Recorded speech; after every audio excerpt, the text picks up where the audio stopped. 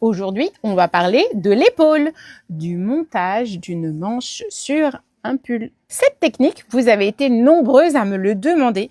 Pas de recette miracle, pas de baguette magique, toujours pas pour le montage. Il va nous falloir sortir une aiguille et des épingles. Suivez-moi, je vous montre comment je procède. Trucs et astuces au tricot, c'est parti pour la minute tricot. Ici, j'ai fait une brassière trop mimi que je dois offrir ce week-end. Je me dépêche de la finir, mais j'ai assemblé une première manche et je vais faire la deuxième avec vous. J'ai récupéré ma deuxième manche, je vais la plier en deux et trouver le centre. Le centre est ici, je place mon épingle au milieu, juste ainsi. Je récupère mon pull et je vais placer le milieu de mon épaule juste ici, à l'intersection des deux morceaux recto et verso. Et je reprends ma manche et je vais faire correspondre le haut de la manche avec l'intersection en piquant mon épingle ainsi. Deuxième étape, je récupère l'échancrure de mon emmanchure avec le bas de ma manche et de la même manière, je place une épingle. Je fais ça des deux côtés.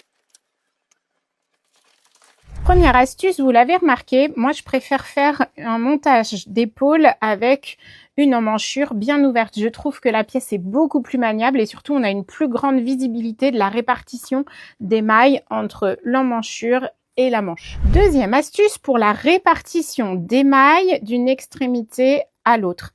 Il faut savoir que lorsqu'on a une grande échancrure, comme ici où il y a un arrondi, il va falloir nourrir avec beaucoup plus de mailles que lorsque l'on a une ligne droite qui se présente, où là, on va quasiment travailler en vis-à-vis, en faisant du maille à maille. Donc, dans ma répartition, ici, je vais aller charger un peu plus en maille. J'épingle en fonction pour avoir une juste répartition.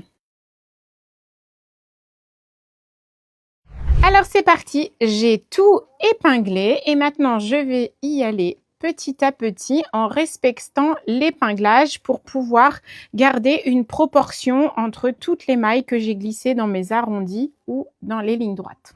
J'enlève ma première épingle et avec la couture du dos, je vais aller chercher la première maille. Ainsi, vous voyez, le petit V, je prends le haut du V dans ma maille. Et en vis-à-vis, je vais aller chercher le long de ma lisière d'épaule, juste ici.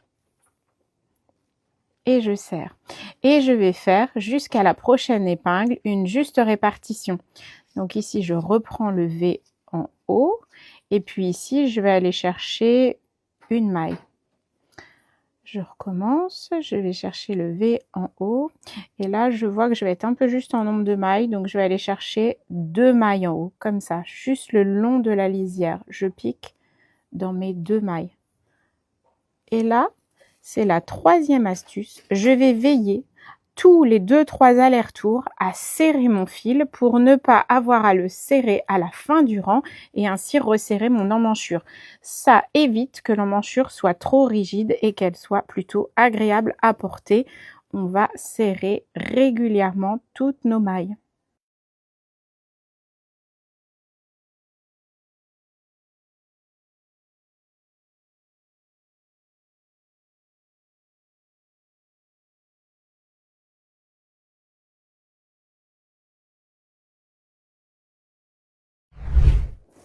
J'ai commencé à avancer sur ma couture. Regardez comme c'est net, devant et derrière.